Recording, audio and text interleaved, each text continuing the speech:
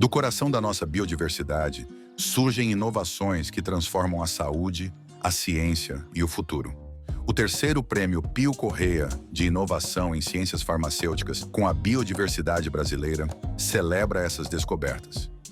Um prêmio que reconhece e impulsiona a pesquisa de soluções inovadoras que nascem da nossa natureza. Chegou a hora de mostrar ao Brasil o impacto da sua pesquisa ou projeto. Inscreva-se! O futuro das ciências farmacêuticas começa com a biodiversidade brasileira.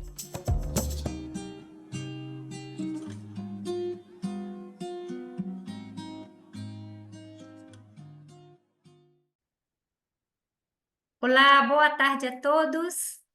Hoje é dia 14 de abril de 2025 e hoje nós temos a atividade do eixo temático Biodiversidade, Plantas Medicinais e Inovação, que faz parte do programa educacional promovido pela Academia de Ciências Farmacêuticas do Brasil, em nome da qual lhes dou as boas-vindas.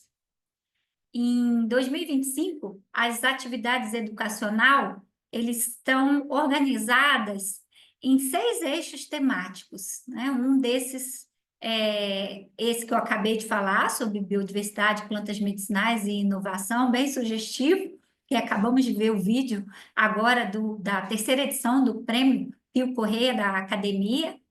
Também temos os eixos temáticos em análises clínicas e toxicológicas, educação em ciências farmacêuticas, insumos farmacêuticos, pesquisa farmacêutica, toxicológica e clínica, tecnologia farmacêutica e cosmética. Essas atividades ocorrem semanalmente, sempre às segundas-feiras, de 18 às 19h30. Nós temos um calendário já com palestras e atividades pré-agendadas que está disponível para consulta no site de cienciasfarmacêuticas.org.br e também nas redes sociais da Academia de Ciências Farmacêuticas do Brasil.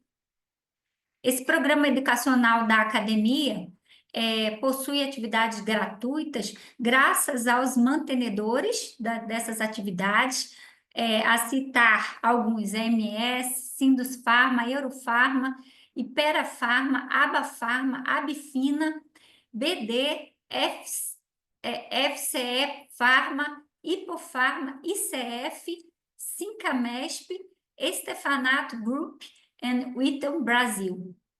Meu nome é Raquel Castilho, eu sou acadêmica titular da cadeira de número 42, e essa noite eu serei a moderadora responsável pela atividade. A atividade de hoje tem o título de Potencial Farmacêutico dos Óleos Essenciais e dos Hidrolatos, e vai contar com a participação da doutora Ellen Thanos Rangel. A doutora Ellen possui graduação em Ciências Farmacêuticas pela Universidade de Brasília, UNB, mestrado em Ciências da Saúde com ênfase em Farmacologia de Produtos Naturais pela Universidade Federal do Mato Grosso, doutorado em Ciências da Saúde, área de concentração Farmacognosia pela Universidade de Brasília e pós-doc em Tecnologia Química Biológica no Laboratório de Materiais Combustíveis do Instituto de Química da UNB. Pós-doutorado em andamento no programa de pós-graduação em inovação farmacêutica, com enfoque em desenvolvimento de bioprodutos, da Universidade Federal de Goiás, e atualmente é pesquisadora colaboradora da Universidade de Brasília, no LMC, que é o Laboratório de Materiais e Combustíveis, é professora titular da Universidade Paulista, Unip, Brasília, professora colaboradora no programa de pós-graduação da Fiocruz em Inovação de Fitoterápicos da Biodiversidade, membro da rede Fitos, Cerrado Fiocruz, e atualmente consultora do Núcleo de Fitoterapia, Departamento de Assistência Farmacêutica do Ministério da Saúde. Tem várias experiências, né, mas tem também na área de política nacional de plantas medicinais e fitoterápicos, farmacologia, química de produtos naturais, farmacognosia, plantas medicinais, farmacologia experimental, testes biológicos, toxicológicos e microbiológicos. e suas principais áreas de atuação são farmacognosia, testes biológicos, plantas medicinais e fitoterápicos, bioprodutos, farmacologia, química de produtos naturais e tecnologia e pesquisa. Está prevista essa atividade ocorrer em aproximadamente 1h30, 10 minutos agora inicial para essa apresentação, 50 minutos a doutora Ellen vai trazer para nós essa apresentação, e os 30 minutos finais nós abriremos para perguntas e comentários sobre a palestra. Então, solicitamos a todos os participantes aí que formulem as suas perguntas e façam suas colocações no Q&A, e as perguntas e as colocações serão recebidas e organizadas por mim, e eu vou tentar encaixar o máximo de perguntas possíveis que for cabível, né, dentro desse tempo de meia hora, né? Então, boa palestra aí para todos, eu espero que vocês aproveitem e gostem aí do tema. Boa noite, né? Agradeço mais uma vez aí a Academia de Ciências Farmacêuticas do Brasil, em nome da professora Raquel. Agradeço a todos que estão presentes, mas eu fico muito feliz que a noite tenha começado com a apresentação do prêmio Pio Correia, porque é muito importante a gente falar um pouquinho de prêmio de inovação na nossa área. Hoje à noite é sobre possibilidades de inovar dentro do nosso potencial farmacêutico. Então eu vou trazer um pouquinho para vocês do que os óleos essenciais dos hidrolatos podem ser de diferencial, né, para o farmacêutico. E para a gente falar desse potencial farmacêutico dos óleos essenciais e dos hidrolatos, a gente precisa entender um pouquinho do que vem a ser os óleos essenciais e os hidrolatos. Eu acredito que a grande maioria do pessoal que está aqui hoje à noite sabe, ou pelo menos tem uma boa noção do que é óleo essencial. Mas talvez nem todos saibam exatamente o que vem a ser o hidrolato e como que ele pode se encaixar dentro da nossa profissão, claro que sempre buscando evidência científica, né, e aplicação com qualidade. Então, o principal hoje é falar um pouquinho desses produtos e como que nós, farmacêuticos, né, podemos trabalhar com esses dois derivados vegetais. Outro fator importante que a professora Raquel falou é um pouquinho desse eixo temático da biodiversidade e das plantas medicinais. Nós hoje temos leis muito importantes relacionadas a essa temática. Então, a gente tem a lei de bioinsumo, a gente tem a lei de bioeconomia, e esse tema vem bem de encontro, né, com essas novas políticas e com essas novas perspectivas do nosso país. E quando se fala um pouquinho do currículo, e a Raquel falou bastante, né, tem muita coisa, você pode estar pensando assim, como que um farmacêutico, né, com várias especializações, várias graduações, veio trabalhar com óleo essencial e hidrolato? Por que eu coloquei aqui um pouco para vocês disso? Para vocês começarem a pensar e olhar os óleos essenciais e os hidrolatos sobre uma nova perspectiva. Então, desde a graduação, eu sempre trabalhei com plantas medicinais, né? Trabalhei desde a iniciação científica, mestrado, doutorado, e sempre buscando ali trabalhar com fitoterápico, com desenvolvimento de novos fitoterápicos, novas moléculas que poderiam ser isoladas ou em forma de extratos.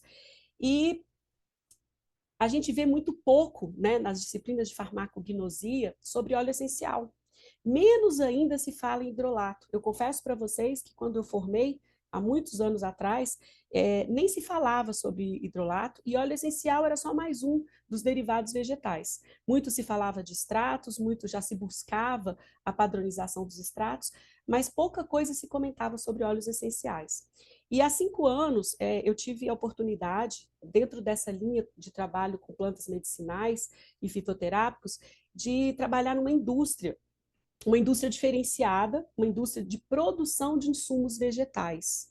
Uma indústria brasileira que produzia, que plantava as plantas medicinais, colhia, extraía os seus ativos e depois, com controle de qualidade, vendia ali o derivado vegetal. E aí, nessa época, eu tive a oportunidade de me deparar com os óleos essenciais. E aí, de fato, eu tive que me debruçar sobre os óleos essenciais e os hidrolatos. E aquilo abriu, né, abriu novas perspectivas. O professor Edenilson gosta muito de falar que naquele momento a gente sai da caixinha, né? Eu saí de uma caixinha onde a gente só pensava sobre fitoterápico, sobre extrato, e de repente surgiu a possibilidade de pensar novos produtos derivados de plantas medicinais. Então, é só para contar um pouco dessa história. Nessa época, eu tive que entender de fato a origem do óleo essencial e mais ainda de um produto ali que se caracterizava como um subproduto, mas que começou a ter uma importância no mercado, que era o tal do hidrolato, o que vinha a ser, né, esse hidrolato. Então, depois de toda essa trajetória estudando fitoterapia e plantas medicinais, de fato, a gente chegou nesse momento. Então, o que vem a ser o óleo essencial e o hidrolato, ou o óleo volátil, né? Hoje existe uma tendência da gente falar os óleos voláteis, para a gente fazer uma diferença dos óleos fixos, né? Que são ácidos graxos. Mas voltando aí ao óleo essencial e hidrolato, se você buscar na definição da Anvisa, inclusive a última RDC está em revisão, né? Já passou por consulta pública, deve sair a qualquer momento, a definição continua a mesma, não se cita ainda o nome hidrolato, mas o óleo essencial nada mais é que um derivado vegetal, um produto de extração das plantas medicinais, né, in natura ou da droga vegetal seca. Então, óleo essencial e hidrolato são derivados vegetais. Né? Aqui tem um campo de capim-limão, né, para quem conhece, era uma plantação de capim-limão, Cibopógamo flexuosus, e a gente fica pensando, então, óleo essencial e hidrolato é uma mistura complexa de moléculas químicas, né, terpenos de origem vegetal, tem uma ampla diversidade química, pode ter atividade biológica, é um derivado vegetal, mas até então ninguém se falava do hidrolato. E aí você fica com aquela dúvida, o que é então o hidrolato? E o óleo essencial? Aonde ele se encaixa? Né? A gente sabe que não existe uma legislação ainda determinada para o óleo essencial, ele não está claro dentro da fitoterapia, mas existe a aromaterapia, ele faz parte das práticas integrativas, né? E aí vem de novo, mas e o que é esse hidrolato? O que é esse óleo essencial? O que eu posso, de fato, fazer com esses né, produtos de origem vegetal? E aí a gente se depara, então, com essa definição, né? Quem tem óleo essencial tem hidrolato? Como eu consigo hidrolato? Né? De onde vem esse hidrolato? Por que ele tem a ver com o óleo essencial? Qual é a grande discussão? Né? Por que se estuda óleo essencial já há algum tempo? Se fala do óleo essencial nas práticas integrativas dentro da aromaterapia, mas nunca se falou do hidrolato. Né? Todo mundo que produz óleo essencial vai ter o hidrolato? Como é? O que é esse hidrolato? De onde ele vem? Né? Então, a primeira ideia aí é que eu entenda isso. Bom, vamos então extrair óleo essencial, para que a gente veja se a gente encontra onde esse hidrolato está incluído.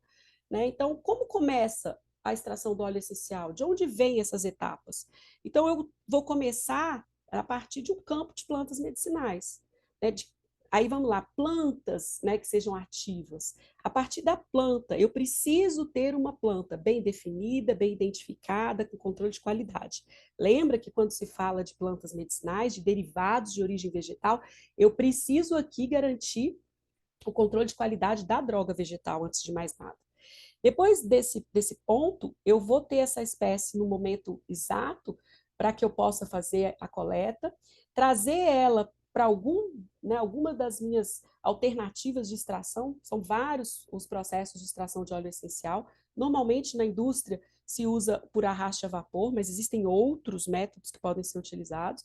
Então essa planta vai ser colhida, essa planta vai ser, né, minimamente processada ali, seca, se for o caso, ou triturada, vai abastecer uma dorna, onde eu vou fazer um processo de extração, nesse caso, extração é por arraste, vou falar daqui a pouco um pouquinho mais sobre isso.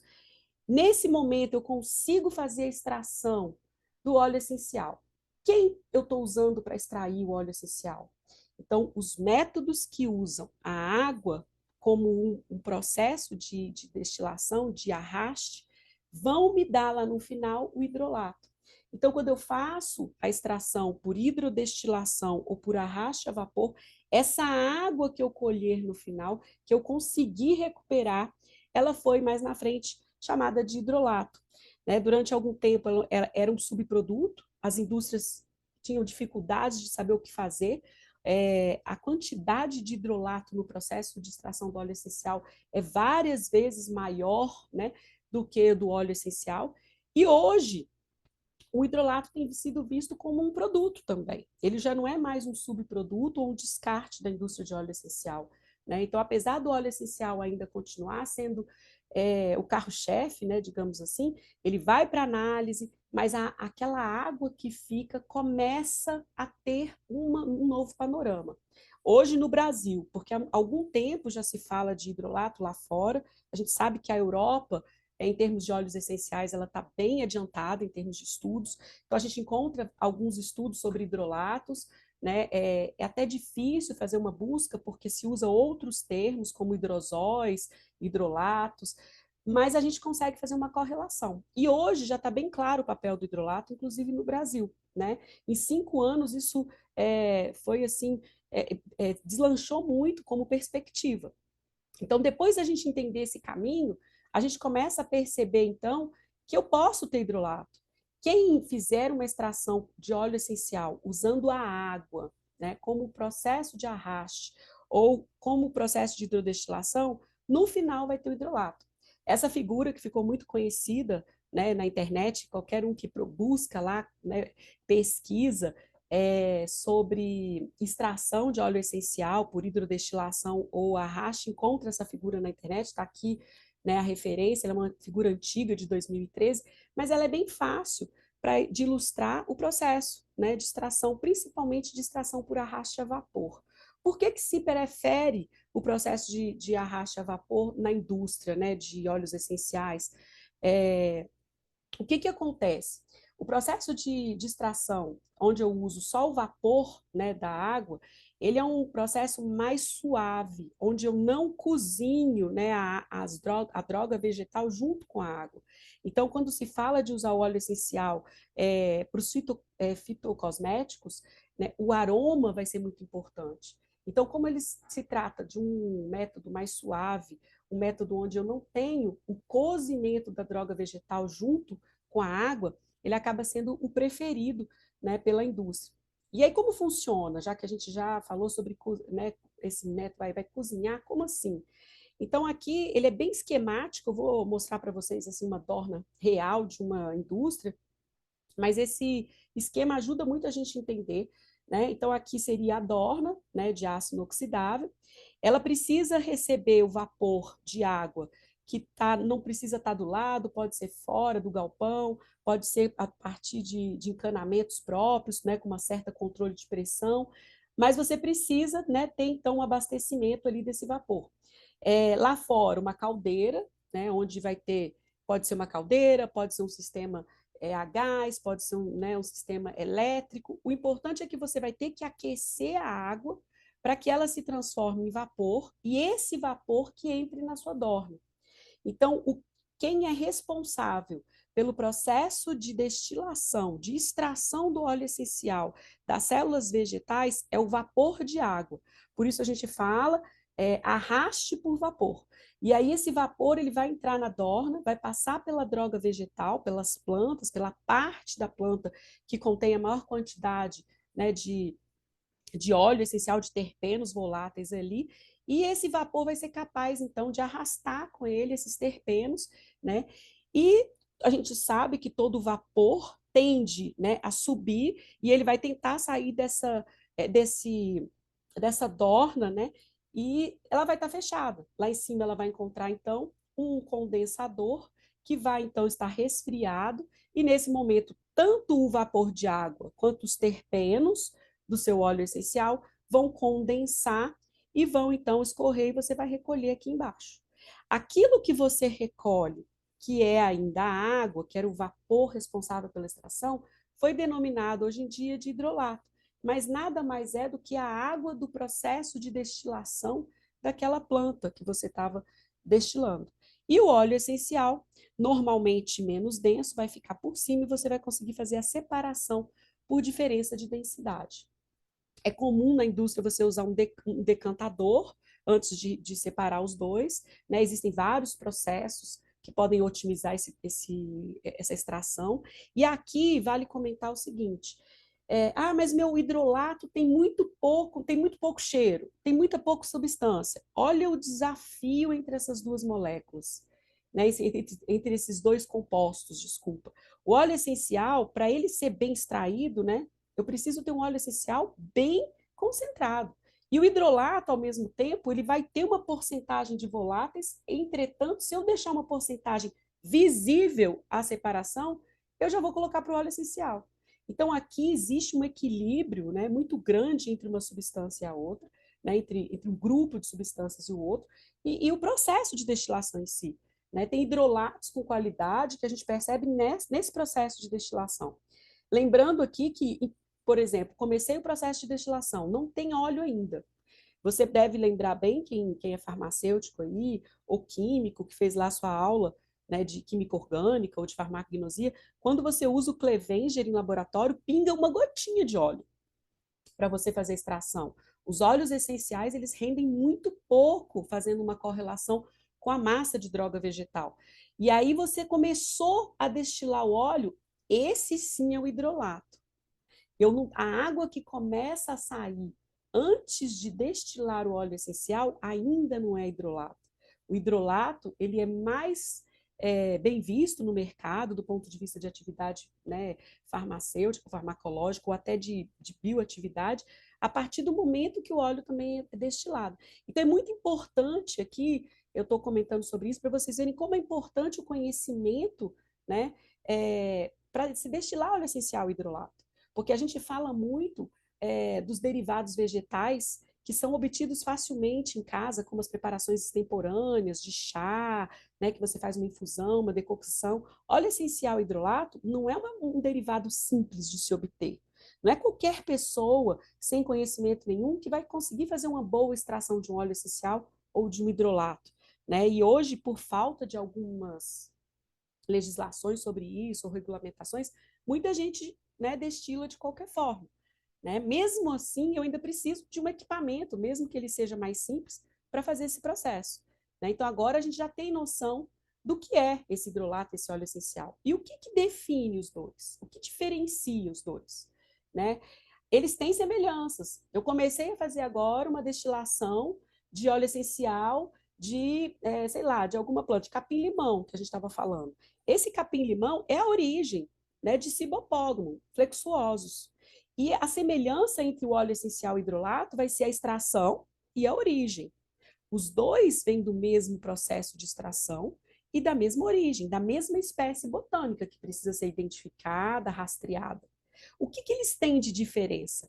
Qual é a grande diferença dos dois? A concentração e a composição química.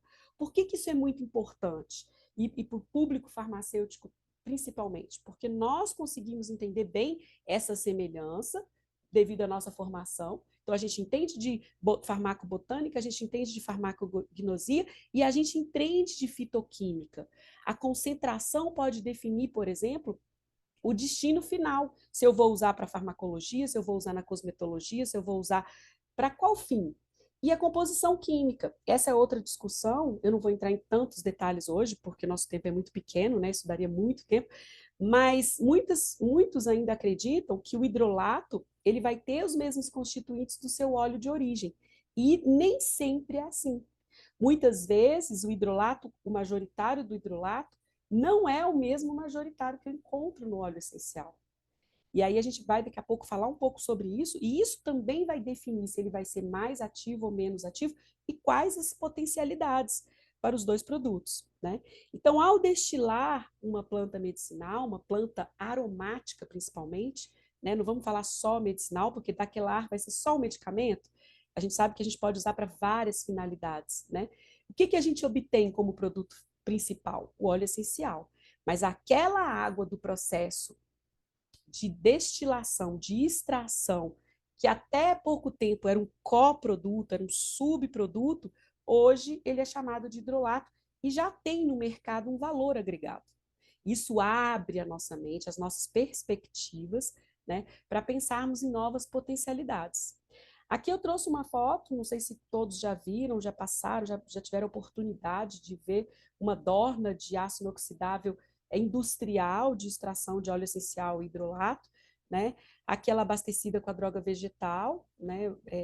Aqui só está rasurada, não está triturada, né? Aqui a dorna toda. Aqui nesse local, o sistema de pressão, de pressurização do vapor vinha por baixo, ele vinha de fora, né? De um sistema de aquecimento lá fora, que era feito por caldeira, e aí entrava o vapor.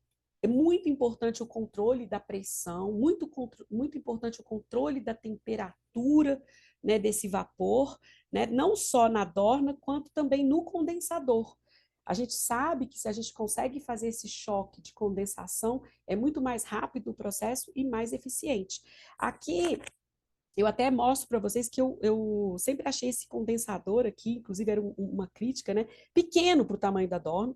É importante isso também. Existem indústrias que trabalham em condensadores maiores, mais inclinados em cima da tampa, porque aí você favorece na hora da condensação escorrer. Isso aqui é um decantador, né? E aqui eu tenho uma mangueira que vai recolher nesse funil de decantação, e uma outra, vocês não estão vendo, que vem por aqui, ó, para recolher diretamente o hidrolato, que é mais denso e ele jorra, né? Então você consegue muitos mais litros de hidrolato do que de óleo essencial.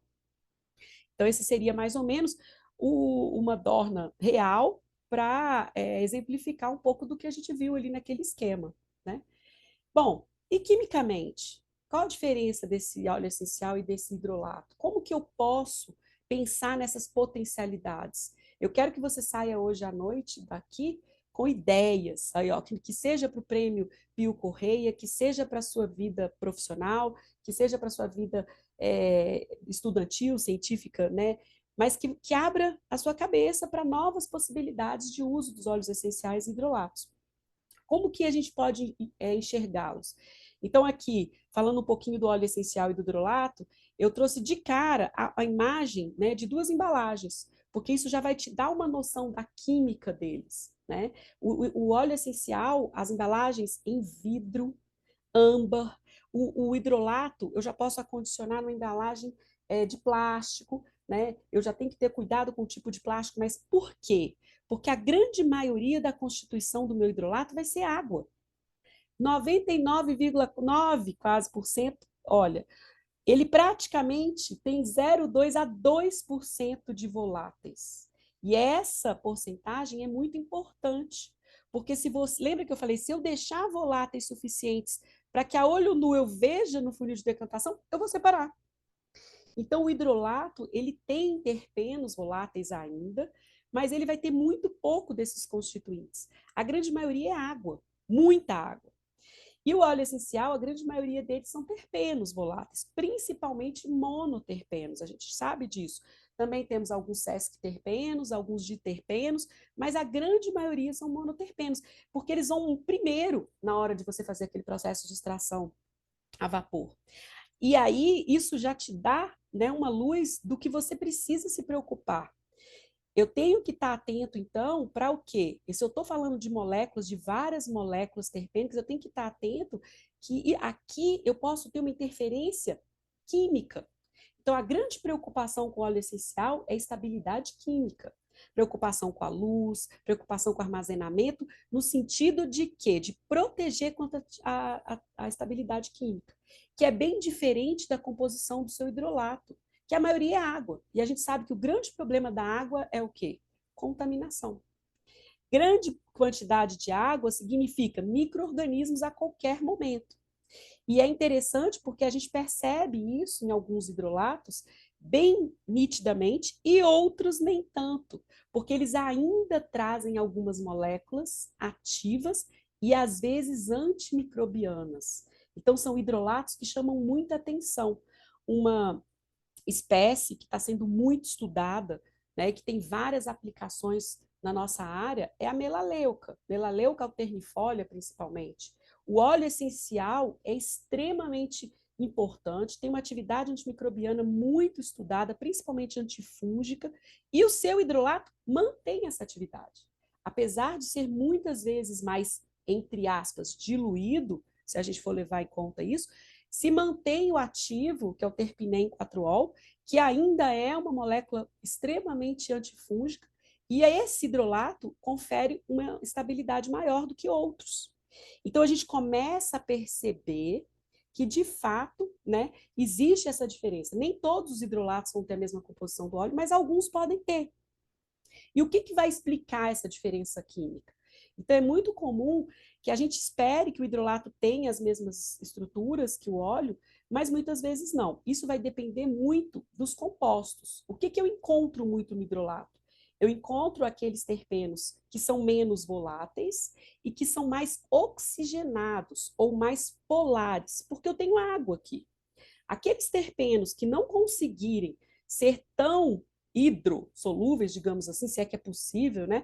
Eles vão acabar indo para o óleo mesmo, eles saem muito mais rápido no processo de destilação. Então, eu vou encontrar aqui principalmente aqueles que têm uma certa afinidade com a água, dentre os outros. Então, acaba que isso é uma característica química que deve ser levada em conta, né? E aí os hidrolatos, eles passam a ter uma vida útil menor do que os óleos essenciais. E aí a grande preocupação com os hidrolatos é controle microbiológico. Então, abra sua mente, está pensando num produto, está pensando num potencial farmacêutico, já começa a perceber que se você for usar o hidrolato, um grande problema vai ser o conservante. O que eu vou usar de conservante? Ao contrário do óleo essencial, que por si só já é um conservante. Muitos deles, inclusive. Então, aqui deixa, né, essa perspectiva para nós. Então, existe potencial? Existe potencial. Te dei aí algumas perspectivas. E hoje, então, o óleo essencial e o hidrolato estão sendo vistos como o quê? Como possibilidades de ativos biológicos, de bioativos, de terem princípios ativos importantes. E aí, dentre essas características, eu tenho várias possibilidades de aplicação. Né? Mas do que depende isso? Né? Como que esses óleos essenciais e esses hidrolatos podem ser usados como insumos bioativos para a indústria? Né? Principalmente para a indústria farmacêutica, ou para a indústria de alimentos, ou para outras indústrias. Já estou dando aqui, né, uma deixa, um spoiler desse potencial. Do que depende esse uso? Né? O que eu estou instigando aí, o que você está pensando, né, em produzir com essas substâncias? Né? O que é importante? O que vai credenciar eles é o quê? Óleo essencial e hidrolato? A atividade biológica. As atividades biológicas dessas substâncias, dos óleos essenciais e dos hidrolatos, desses compostos, desses derivados vegetais, é que vão credenciar esse potencial para várias atividades. Agora, como descobrir essas atividades? Como a gente vai credenciar esse potencial? Para quê? Como que eu vou usar? Né? E aí eu conto um pouquinho da minha história, que eu falei lá no início para vocês. Eu confesso que quando eu cheguei lá na indústria e me falaram de hidrolato, eu olhei o processo de extração e eu trazia de toda a minha formação o óleo essencial, tudo bem. Óleo essencial eu até acredito, eu pensando. Eu penso dentro da área de plantas medicinais, tendo trabalhado muito tempo com fitoterápicos, com extratos padronizados, com isolamento de moléculas de origem natural, eu olho para o óleo essencial e até via a possibilidade. Mas eu olhava para o hidrolato e desconfiava dele. Até outro dia, o hidrolato, para mim, é água. Até que um dia, e aí eu acho que essa é a diferença, né, daquele profissional que vai para a bancada e fala, eu vou testar esses hidrolatos. Eu sei que tem muita coisa na literatura, né, mas na época ainda tinha poucas referências e a gente foi para a bancada e testou os hidrolatos. O dia que eu vi a atividade antioxidante de um hidrolato ser tão alta quanto a de um óleo essencial, aquilo me chamou muita atenção. Falei, tem alguma coisa diferente nisso. E, de fato, o processo mostra, né? Claro que a gente tem que dar credibilidade, são estudos, são evidências, mas, de fato, os óleos essenciais vêm se credenciando quanto à atividade. E aí, algumas dessas atividades, como óleos antimicrobiano, antiparasitário, antioxidante, herbicidas, e aí tanto para os óleos essenciais quanto para os hidrolatos. As atividades podem ser as mesmas, não necessariamente do mesmo óleo com o mesmo hidrolato, mas muitas atividades são semelhantes, né? Apesar dos constituintes não necessariamente serem os mesmos, né? Então, como que a gente vê hoje esses compostos? Né? Onde eles se encontram? E aí eu trouxe para vocês aqui um pouco dessa perspectiva. Então, a gente sabe, né, e entende que os óleos essenciais eles sempre estiveram, já há muitos anos, dentro da aromaterapia, que faz parte de uma política nacional de práticas integrativas e complementares do SUS.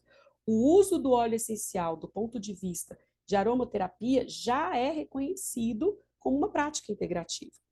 Nesse caso, ele é usado como simplesmente na inalação da aromaterapia.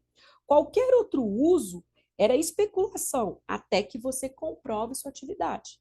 Mas começou-se a perceber que esses óleos essenciais, eles podem também vir a ser um IFAV, um insumo farmacêutico ativo vegetal. Só que o que separa esse óleo essencial daqui para ser um IFAV é o quê? Evidência. Eu preciso de evidência, não clínica, clínica e principalmente toxicológica. Então, existe aqui um caminho longo, mas já temos medicamentos fitoterápicos que a base é óleo essencial, né? Não deixa mentir o Axeflan, que pode ser com óleo essencial da planta. E outras espécies que estão sendo estudadas, né? Mas é um longo caminho entre eu trazer da aromaterapia para credenciar um IFAV. Né? Além disso, os fitocosméticos cresceram muito, o uso de derivados vegetais na cosmetologia. E aí, nesse momento, os óleos essenciais já eram usados como fragrâncias, né? Para que você fizesse a diluição, né? Visto ali só como um cheirinho bom, mas não. Hoje, esses fitocosméticos também são ativos. Eu tenho fitocosméticos com uma certa atividade farmacológica. E aí, eis que surge o hidrolato nesse momento. Muitas indústrias hoje de cosmetologia usam a sua água de diluição da formulação, o hidrolato, ao invés de usar a água destilada. E o hidrolato, que já tem uma certa atividade, passa a ser, então, um ativo na formulação também. Apesar das dificuldades do registro, de entender como são esses produtos, porque isso é um gargalo, um viés para a gente, lá no futuro, da gente saber como fazer para esses produtos, né, serem incorporados, mas eu trago, então, os fitocosméticos. E aí se descobriu um novo e novas possibilidades. Aqui estão os potenciais farmacêuticos, né? Além desses que a gente já conhecia de certa forma, na indústria de alimentos, na indústria, né, da agropecuária, como biodefensivos, a gente sabe que o farmacêutico também pode atuar nessa área, em aditivos em geral, de forma geral, condomes sanitários e várias outras possibilidades, né? Então, hoje, eu estou aqui mais para instigar vocês quanto ao assunto e trazer essas potencialidades para que a gente leve isso para o laboratório para fazer pesquisa, trazer coisas novas, né? Inovar dentro da área de óleos essenciais e hidrolatos, aproveitando o eixo, né, que a professora Raquel falou, de biodiversidade. O que a gente sabe dos óleos essenciais do nosso país? O que a gente sabe dos hidrolatos do nosso país? A gente fica preso nos óleos essenciais e hidrolatos de espécies exóticas adaptadas. Para isso, a gente precisa, né, trazer profissionais que acreditem nos óleos essenciais e hidrolatos. Aqui eu trouxe para vocês um pouquinho do que existe de pesquisa. Fiz hoje, né, um pouquinho antes de entrar aqui na aula, numa plataforma reconhecida de pesquisa, se eu jogo óleos essenciais, eu tenho 32.447 resultados, mostrando que praticamente, né, nos últimos anos a gente deu um salto falando sobre isso. E você vai encontrar artigos dos mais variados possíveis, tentando trazer um pouco de evidência para os óleos essenciais. Inclusive, testes clínicos randomizados já sobre o uso de óleos essenciais. Mas a gente precisa desses testes. A gente não tem que ir saindo usando óleo essencial sem evidência clínica. Né? E aqui um pouquinho do hidrolato, que parece que é novo, mas não é tão novo assim. Para a gente fazer essa busca e trazer mais resultados, você tem que usar os dois termos, só o hidrolato. Se você usar só o hidrolato na sua tradução, você vai ver que tem bem pouquinhos resultados, bem pouca informação. Mas e esse hidrosol ele dá alguns viés, você vai atrás dessas referências, né? Inclusive eu estou fazendo um estudo, um trabalho de análise de hidrolatos e a gente está tendo bastante dificuldade de conseguir essa busca por causa do problema do nome da tradução. Mas como eu falei para vocês, o hidrolato não é novidade. No Brasil é coisa recente, mas fora do Brasil já se falava de hidrolato há muito tempo, né? E esse trabalho está sendo feito por uma aluna da especialização da Fiocruz, tem um curso né, de desenvolvimento de produtos biodiversidade, e ela está tendo essa dificuldade de buscar o nome para a gente entender um pouco sobre o que é, né, o hidrolato e o que está sendo estudado lá fora. Mas já existe, e já existem estudos brasileiros também, né? Inclusive, eu trouxe um aqui, eu sei que muita gente, né, vai ter essa dúvida, não conhece, muita gente que eu falei da palestra, nossa, eu não conheço sobre hidrolato. E eu fiz questão de colocar o hidrolato no título da palestra para trazer isso. Eu acho que é importante, é um tema que tem que ser falado, né? E a gente não tem o simpósio de hidrolatos, é óleos essenciais, né? Mas o hidrolato precisa ser falado, né? Então, esse artigo é um artigo recente, do final do ano passado, e ele traz muita coisa nova do que vem sendo estudado, né, e falado. E ele fala exatamente isso, né? Da valorização desse produto, desse coproduto, disso que era subproduto até outro dia. E se você pega um pouco, conversa um pouco com os produtores de óleos essenciais medicinais do Brasil, muitos deles descobriram a importância do hidrolato na prática. Hoje, no Brasil, quem produz óleo essencial ainda são produtores que não têm tanto conhecimento, nem sempre são farmacêuticos, né? A gente não tem uma legislação que obriga que o farmacêutico esteja presente, ou um químico, então a gente tem muito produtor mesmo, que é da área agrícola, e muitos descobrem a funcionalidade do hidrolato, às vezes colocando para o... era água que ia jogar fora e colocou para o gado, e o gado melhorou a imunidade. Tem vários que relatam assim. Outros relatam que jogaram na horta e aí começou a não ter mais pulgão ou diminuiu alguma praga. Outros relatam que a planta cresceu melhor. Tem vários estudos práticos que foram acontecendo com o uso do hidrolato porque eles não tinham onde desprezar aqui. E aí começaram a perceber que o hidrolato podia sim ter alguma atividade, né? E aí aqui eu trago alguns resultados, alguns são nossos, né, do laboratório que eu trabalho hoje, na UFG, é o nosso laboratório de bioprodutos, outros em parceria com a UNB, outros em parceria com algumas particulares. A gente tem vários parceiros pelo Brasil que acreditam nos óleos essenciais e hidrolatos, empresas públicas e privadas. Alguns desses resultados foi a gente que foi para a bancada e fez, e eu trouxe para vocês, outros eu trouxe artigos, mas para mostrar para vocês que é possível, né? Então, aqui essa tabelinha foi uma tabelinha recente, foi um dos primeiros que eu fiz que eu falei para vocês lá, que me convenceu de que, de fato, o hidrolato podia, né, funcionar. Eu falei, será que essa água suja realmente tem alguma atividade? E a gente percebeu, através da análise do óleo essencial e do hidrolato daquelas espécies que a gente tinha ali disponível na indústria na época, atividade antioxidantes. A gente vê algumas baixas, hidrolato aqui de erva baleeira, 22%, o óleo 61%, mas a gente vê o óleo de manjericão, né, com 102 e o hidrolato chegar a 68. Eu vejo o óleo de melaleuca 98, hidrolato 22, 68,7, o hidrolato de manjericão ter de atividade antioxidante, é bem interessante, né? Considerável para você ver que você repara que o óleo da erva baleeira tem menos atividade antioxidante do que o hidrolato de manjericão. Isso mostra um certo potencial, né? Falando que a gente simplesmente fez análise ali pura, simples. Então, assim, são dados reais, né? Ali mostrando, fazendo uma triagem simples. Algumas atividades, como antimicrobiana, antifúngica, né? Antibacteriana, fazendo análise ali com MTT para várias das pragas, né? Tanto patológicas para o humano quanto para o campo, né?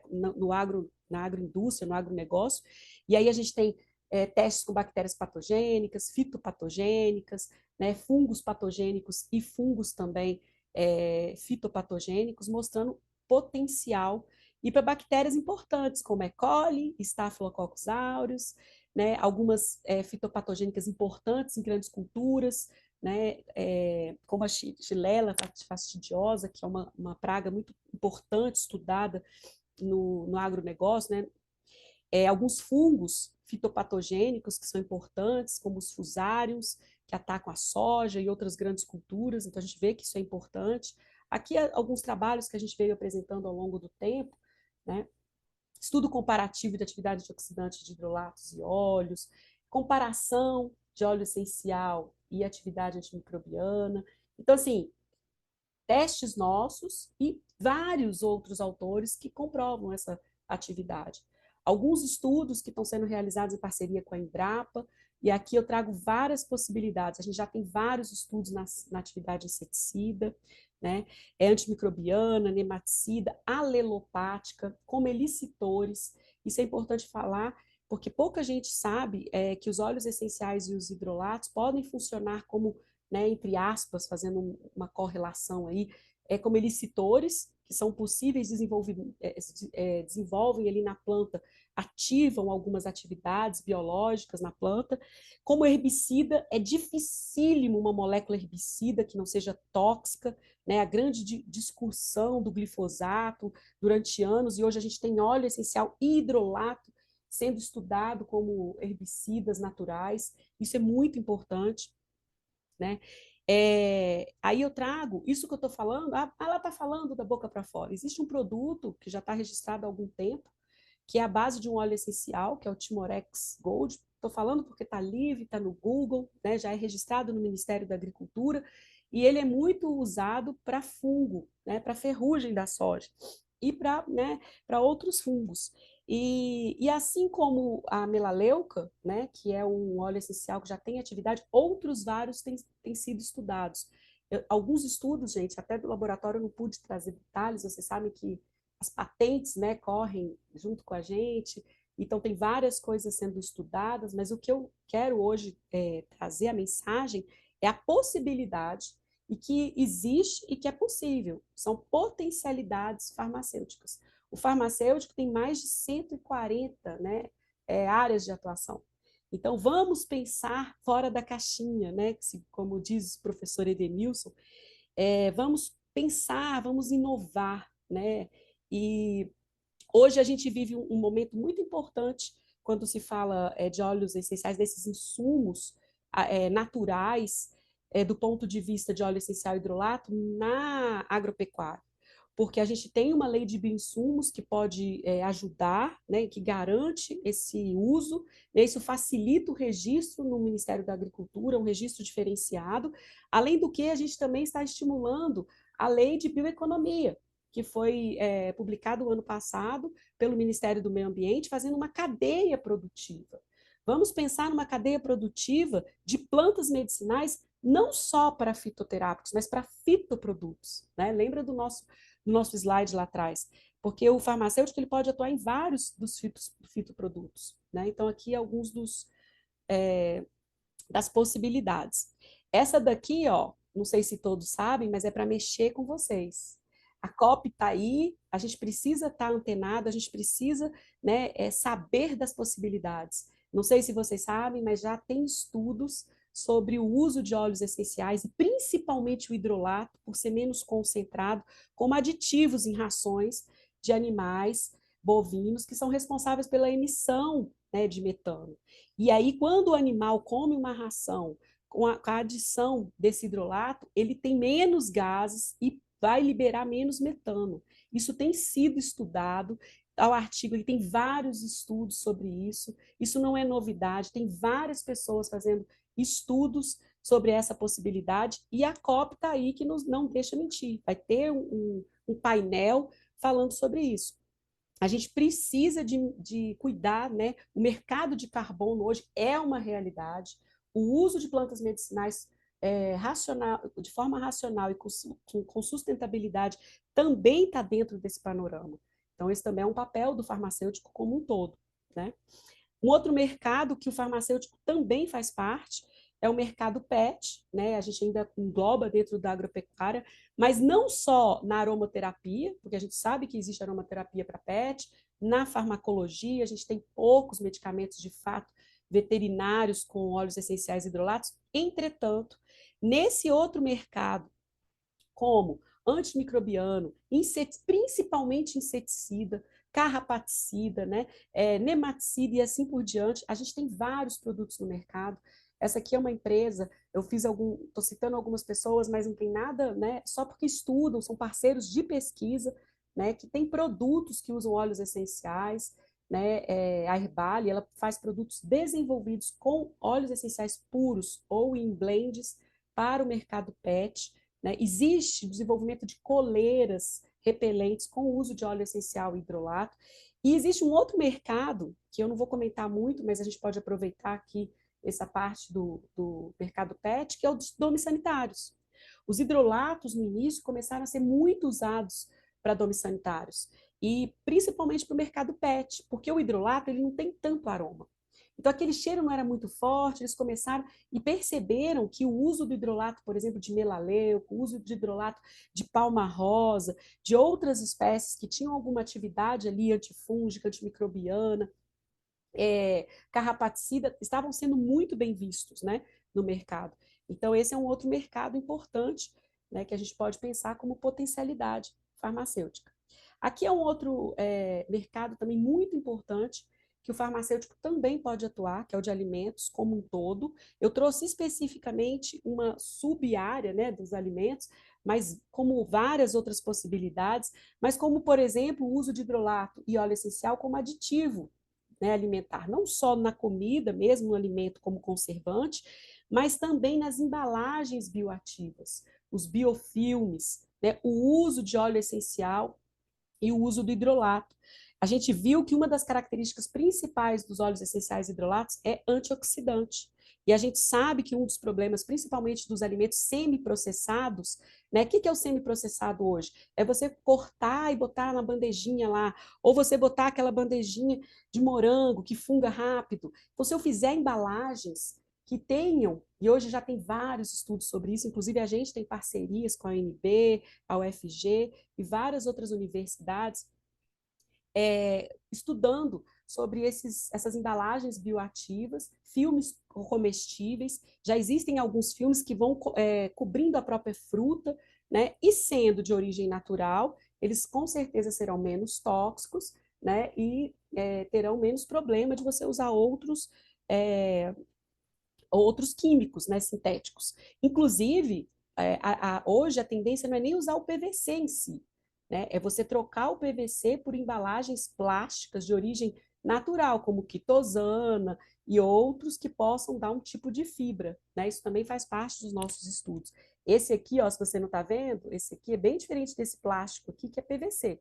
Mas esse aqui, que também é de fonte nossa, tá vendo que ele está meio esquisito? É porque ele é feito de quitosana, com o uso de óleo essencial de manjericão, que é um trabalho, né, que a gente apresentou aqui, mostrando um pouquinho, né, de como ele é feito, né? Então, eu posso trocar o PVC por outro óleo, né, e colocar nas frutas e fazer o teste. Então, é um trabalho que a gente levou para o simpósio de farmacognosia, né, de 2023, mostrando essa atividade do óleo de manjericão, né? Outro aqui que a gente também já apresentou, ó, então a gente já apresentou vários trabalhos com essas embalagens nativas, né, em frutas. A ideia é fugir também do PVC e fazer novas embalagens com o uso de óleo essencial e hidrolato, né? Bom, aqui é um outro trabalho onde a gente usou óleo essencial como um aditivo também, né? Então, mostrando a possibilidade de aditivo agora não mais em embalagem. Esse uso eu nem consegui classificar ali para vocês e coloquei como outros. Esse trabalho é um trabalho meu, eu que fui a principal autora, na verdade, ele é um trabalho inicial, ele ainda não está finalizado. Eu estou trazendo para vocês porque ele já está em fase de finalização e caminhando com a patente. Mas o que a gente desenvolveu aqui? O uso do óleo essencial de melaleuca como um aditivo para biocombustível. Então, olha a perspectiva. Nós, como profissionais farmacêuticos, temos milhares de possibilidades. Hoje, é para você terminar a aula aqui pensando em várias possibilidades usando óleo essencial e hidrolato, né? E essa ideia foi porque a gente sabe que o nosso diesel hoje tem uma porcentagem de biodiesel, e que o biodiesel acaba que cria um filme, uma contaminação no nosso diesel.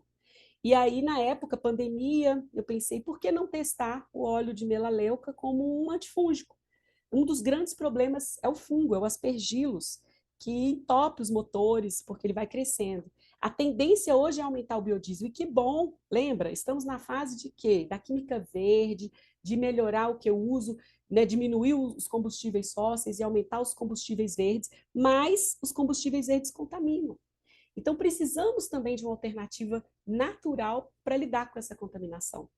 E aí a gente fez o teste, aqui a gente consegue perceber que o óleo essencial de melaleuca diminuiu um pouco da contaminação desse fungo, e hoje esse trabalho está na ANP, na Agência Nacional de Petróleo, sendo testado se de fato ele pode ser um possível aí aditivo, que o óleo essencial de melaleuca.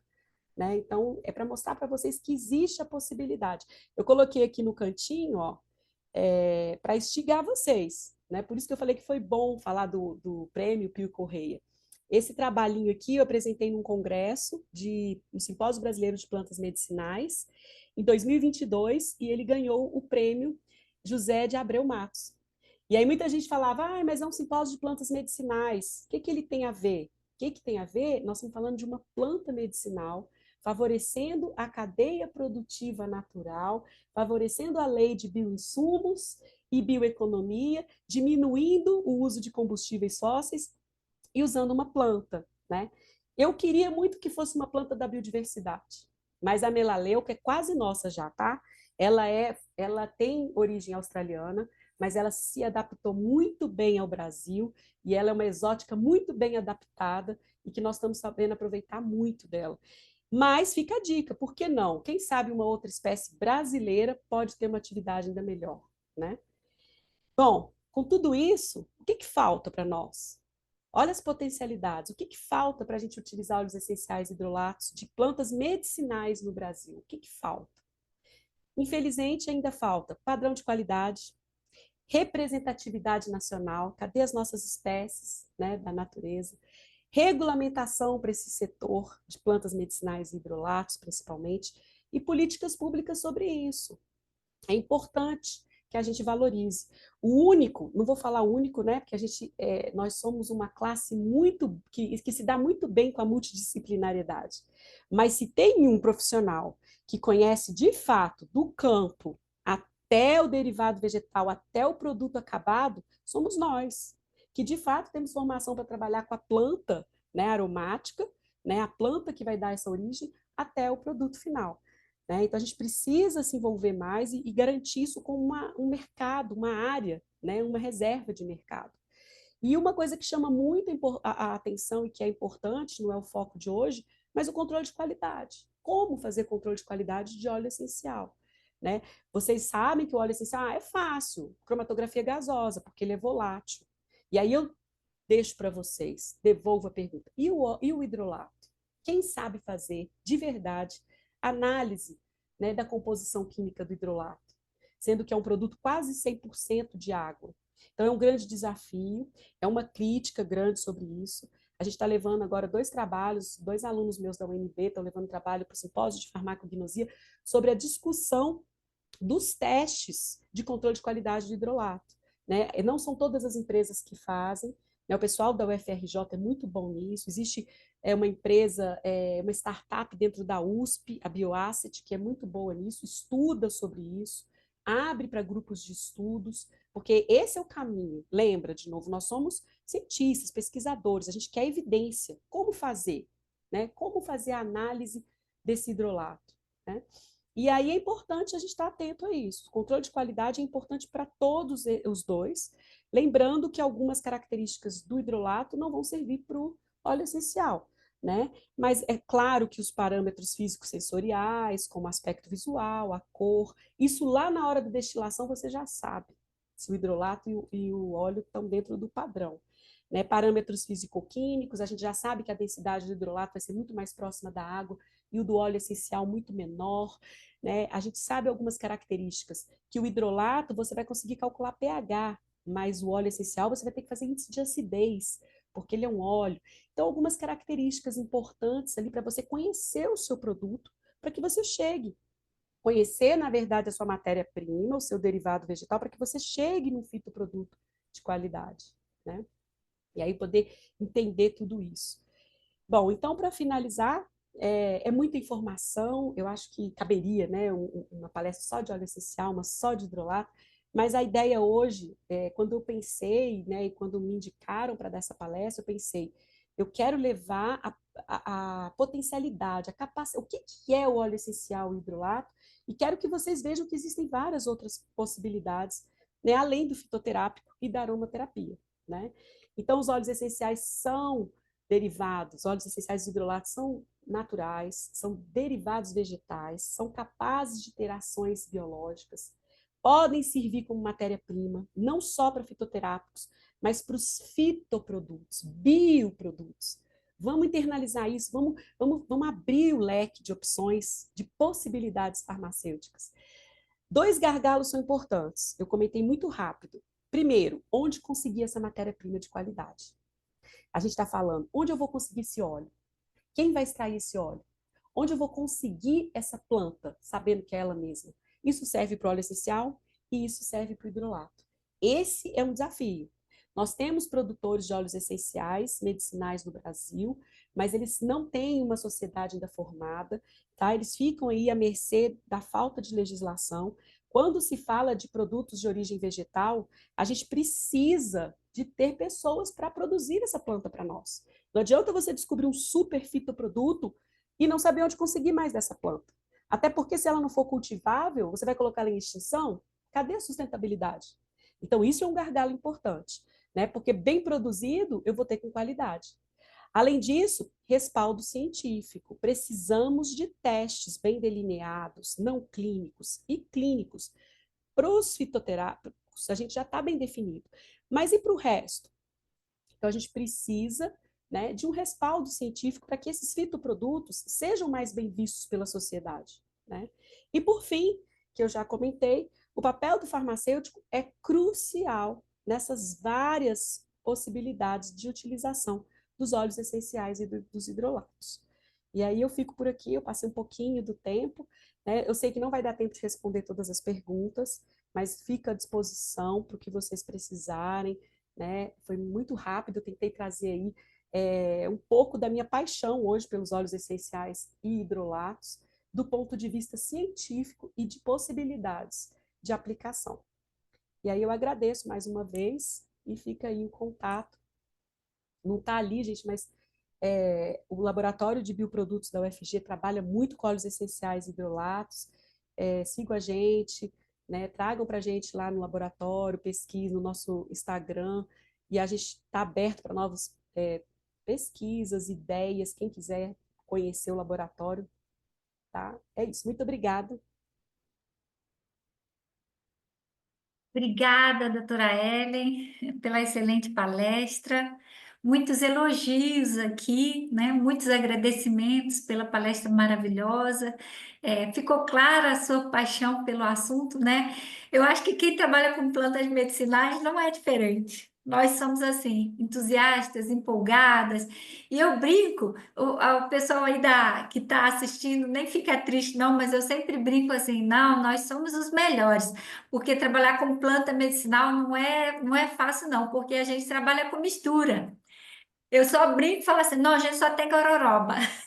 Ele pega os extratos, todos os derivados, né? Os extratos vegetais, as tinturas, os óleos essenciais, né? Nós temos óleos essenciais tão complexos, mais de 100, 200 substâncias diferentes, concentrações, às vezes, traços, algumas substâncias, mas a ausência dela causa uma alteração no odor desse óleo essencial. A gente sabe quão especial são essas misturas, né?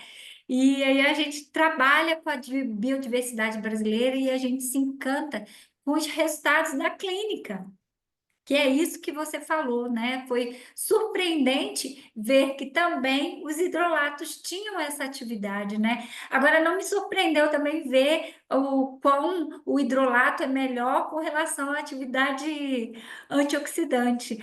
Porque água-pedra, não, água mole, pedra dura, tanto faz que fura, né? Você está passando água ali, ela vai arrastar algum fenólico ou alguns componentes que são mais polares, né, e que vão ter maior atividade antioxidante também. Então, é outro derivado vegetal. Não é um subproduto da extração do óleo essencial, ele é outra matriz química, né? Outro fitocomplexo. Totalmente. Então, a gente não pode prescindir da utilização e da aplicação dos hidrolatos, né? Não só dos óleos essenciais, mas dos hidrolatos, que tem composição diferente e que tem que ser avaliado, e você deixou muito claro para a gente a necessidade desse estudo da composição, estudo pré-clínico, né? Tanto da atividade quanto a toxicologia também, a segurança, né? E a avaliação do controle de qualidade, que é fundamental na nossa área, né? São muitas as perguntas, realmente. Eu não sei quantas eu vou conseguir fazer aqui, né? Mas eu já estou agradecendo, né? Feliz aí pelo resultado, e vamos trazer aqui algumas considerações, né? É, aqui, vamos lá. A pergunta aqui: o óleo essencial para uso em difusor, para finalidade, por exemplo, como ansiolítico, tem registro na Anvisa? Como que é essa situação? Então, olha, na verdade, para o difusor, ele vai ser como aromaterapia, ele vai ter ali aquela função de aroma, mas ele não tem indicação. Então, se vier no rótulo indicação como calmante, de pessoa, ele se enquadra em fitoterápico e aí o produto está fora. Então, infelizmente, apesar da gente saber que a calma, não existe ainda uma legislação clara sobre o uso desses óleos essenciais em difusor, por exemplo, você vender aquele óleo lá no mercado com indicação terapêutica. A gente sabe que qualquer produto que vier no rótulo com indicação, ele se enquadra como medicamento. E aí ele vai ter que se enquadrar dentro da legislação de medicamento, que hoje ainda é a RDC 26 de 2014. Né? A gente passou por consulta pública, a definição de óleo essencial não mudou, ainda não foi publicada, mas eu tive cuidado de olhar, e não mudou. Então, assim, não se comenta nada ainda sobre a possibilidade. O que a Anvisa deixa bem claro é, se o óleo essencial tiver indicação, ele se enquadra como fitoterápico. Então, lá na aromaterapia, é aroma, tal, mas não pode ter uma indicação terapêutica. Isso ainda não está descrito.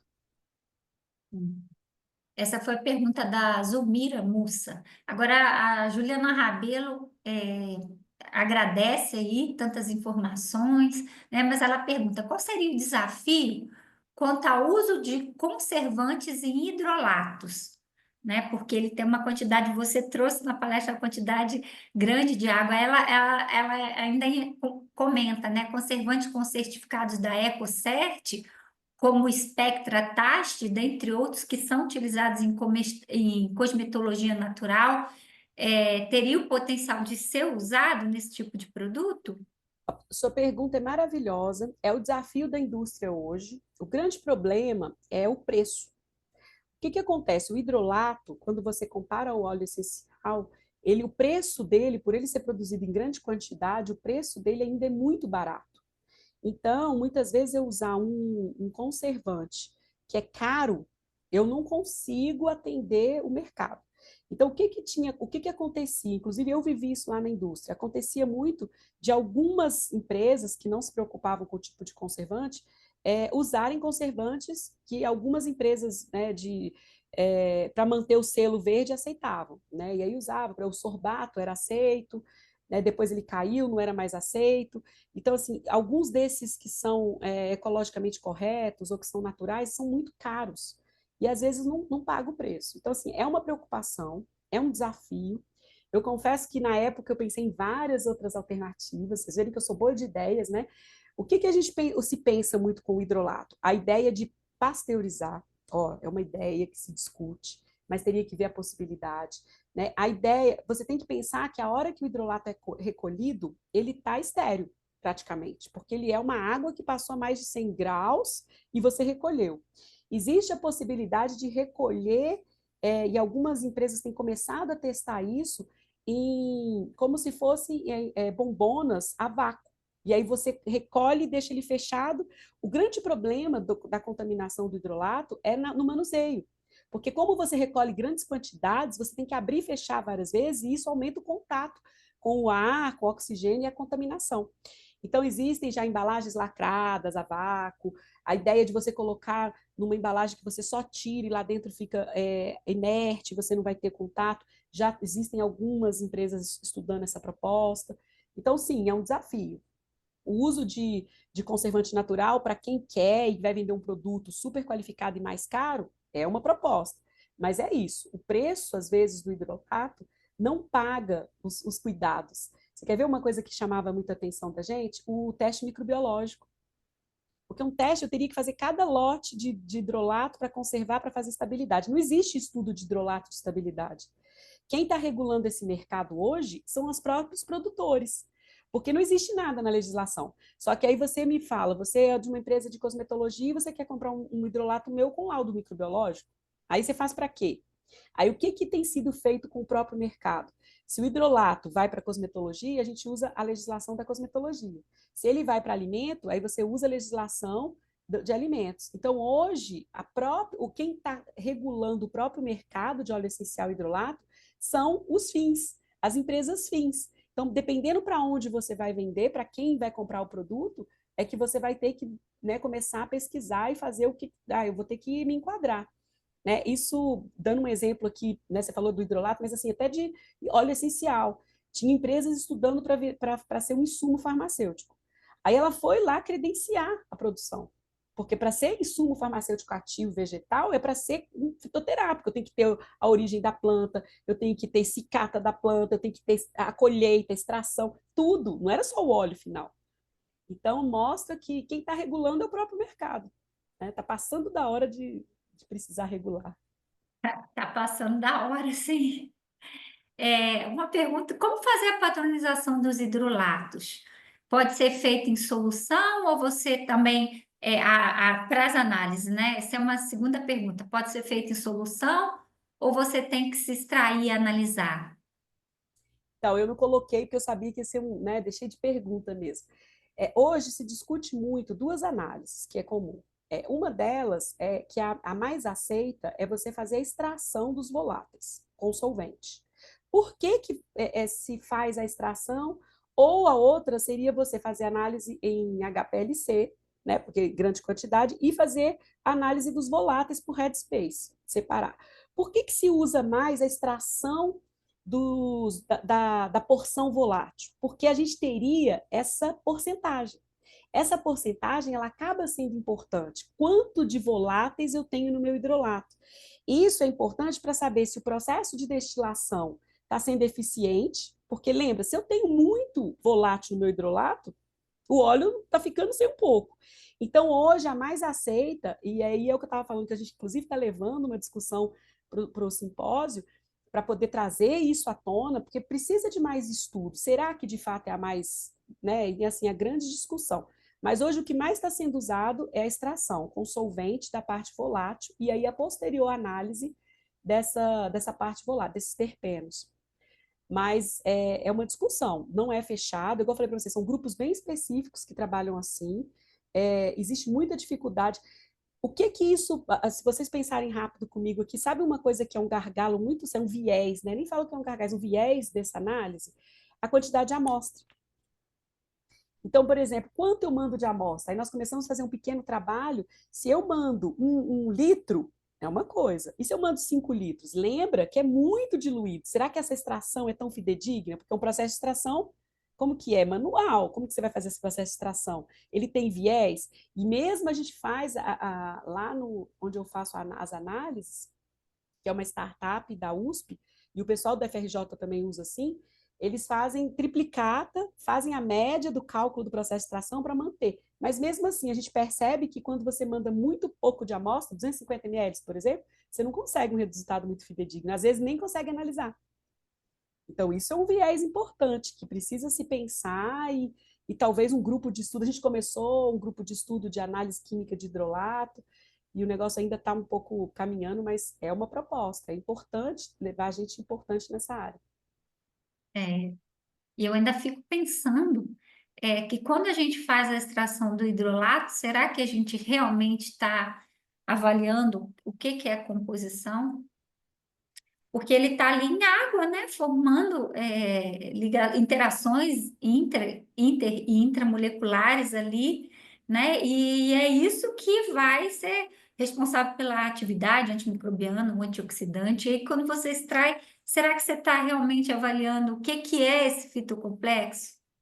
né? Tem muita coisa para a gente discutir ainda e quebrar a cabeça para tentar padronizar, né? Então, a professora Silvia Storpitz está parabenizando aqui pelo trabalho, pela palestra, né? E ela pergunta, com respeito aos ensaios clínicos, no Brasil, há resistência dos grupos de pesquisa para realizar ensaios clínicos com os óleos essenciais e hidrolatos?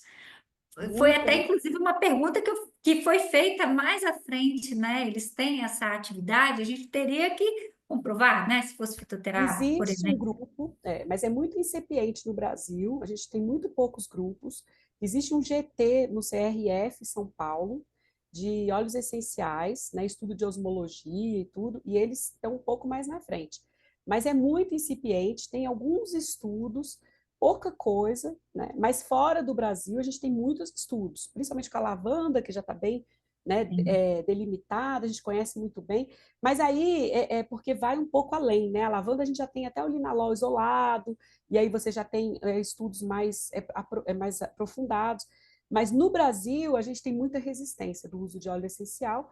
A gente tem com o fitoterápico, você imagina o óleo essencial, e vem aquela mistura de não crença. E um grande problema que a gente tem, e aí eu convido a todos nós que estamos aqui, né, pensar ciência. Óleo essencial, sim, é um derivado, como a professora Raquel falou, a gente precisa trazer evidência científica. Pode ser usado? Pode, mas a gente precisa determinar a dose, a gente precisa entender o que, que tem, o que, que é esse composto, que é uma mistura, e esse, de fato, é uma mistura, né, de muitas moléculas, mas a gente tem muita resistência. Poucos grupos que eu conheço, notícia de pesquisa clínica na USP, na Unicamp tem alguns, mas muito poucos. Sim. Então, seguindo aqui nas perguntas, peraí, que eu estou tentando juntar algumas perguntas. A Lohane Conceição, ela pergunta, de modo geral, em relação ao rendimento dos óleos essenciais, qual o melhor aproveitamento comparado com a hidrodestilação a arrasto a vapor? Porque você falou que o arrasto a vapor é usado pela indústria porque é um método menos agressivo, né? É, Mas falando de rendimento, porque os óleos essenciais, em geral, têm baixo rendimento. Umas plantas têm mais, outras têm menos, mas no geral baixo, né? muito baixo. Então, na verdade, a hidrodestilação, o rendimento é maior na maioria das plantas.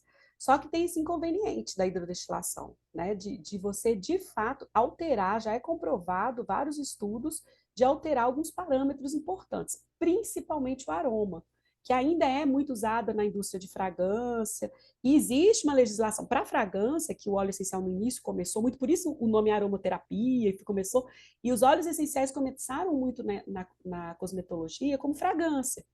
No uso, e aí ele, inclusive, segue regras bem específicas da BIFRA, né, as regras externas, eles são bem rígidos em termos de toxicidade, mas eles seguem regras de aroma, que eles estão preocupados são com as notas dos aromas, etc. E aí a hidrodestilação altera muito. Altera a cor e altera o aroma, porque acaba que você... A gente não precisa ir longe, né? Faz seu chá lá na infusão e decocção, a gente já percebe que... Então, Sim. assim, mais o rendimento da hidrodestilação é um pouco maior, mas não vale a pena para o seu mercado. Você vai ficar com um óleo lá que você não vai conseguir vender e vai ter problema com isso, principalmente o hidrolato também a gente percebe, né? Então, não é, infelizmente, a, a, o rendimento não acompanha.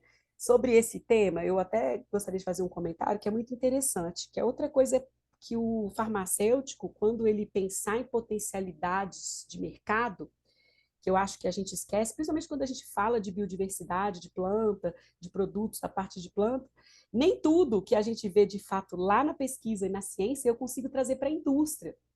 A Uhum. indústria de produtos de origem vegetal, de seres vivos, é muito diferente. Então, assim, quando você trabalha numa indústria de sintética, é uma coisa.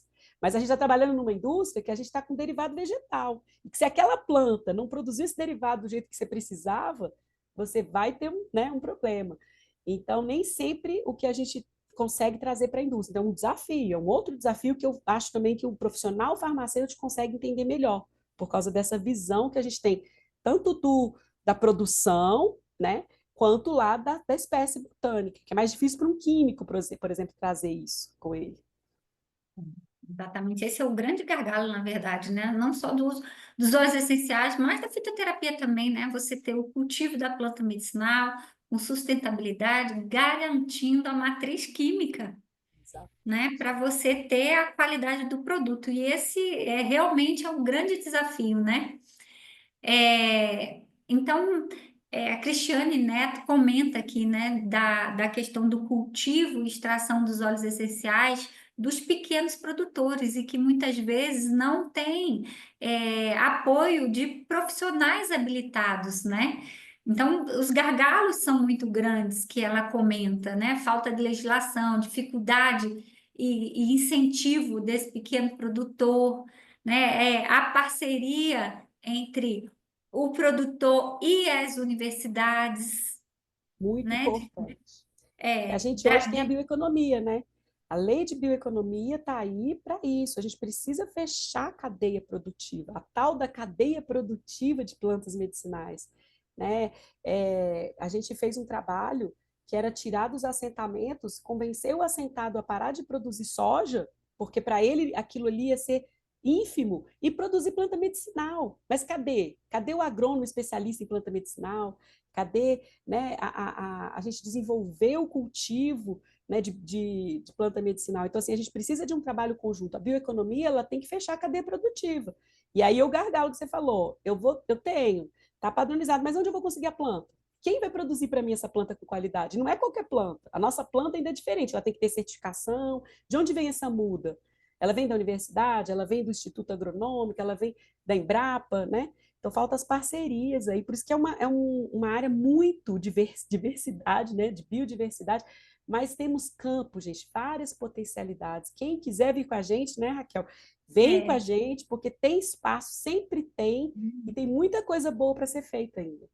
muito espaço, e eu costumo até comentar com meus alunos, vamos arregaçar a manga, porque tem muito trabalho aí ainda, né? Muito trabalho para a gente fazer. E quais são os principais? Vou fazer as últimas perguntas, tá? Os principais profissionais para a extração desse óleo essencial.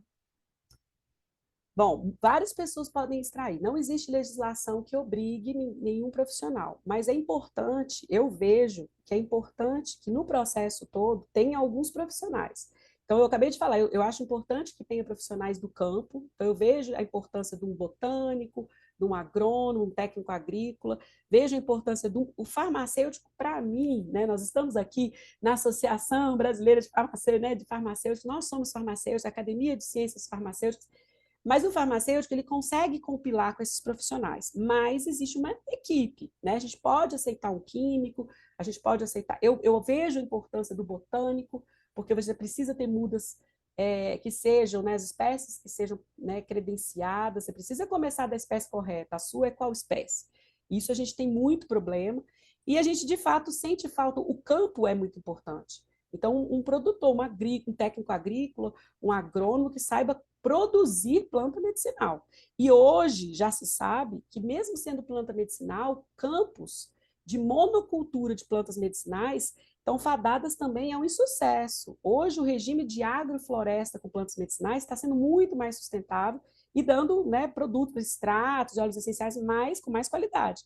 Então, assim, a gente não tem, por mais que a gente entenda disso, nós somos farmacêuticos. Então, uma equipe multidisciplinar vem muito bem a calhar. Eu vejo com muito bons olhos, mas acredito que o profissional farmacêutico tem aí a maior, né, capacidade e possibilidade de atuar em todas essas áreas. Aí.